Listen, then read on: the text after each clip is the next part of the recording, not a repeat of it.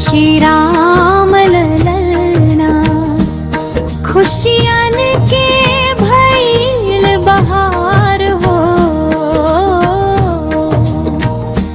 घर आंगन गूंजे सोहरवा बाजे ढोलक हार हो।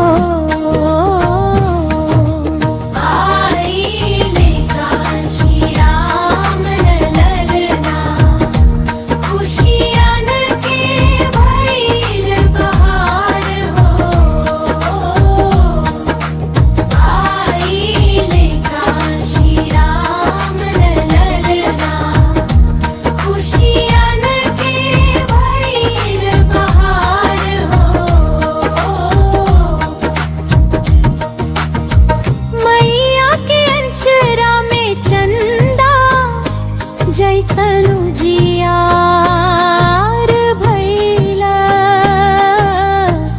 नन्हा के ललना के जन्म से जग में सत्कार भइला।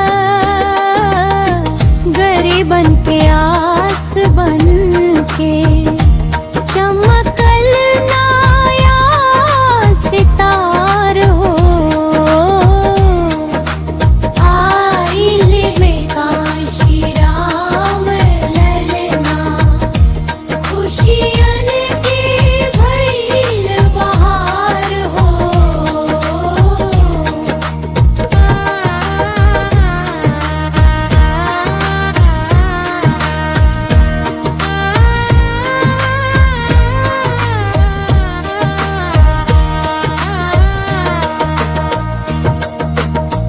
बचपन से ही हिम्मत वाला सोच के राह चलला।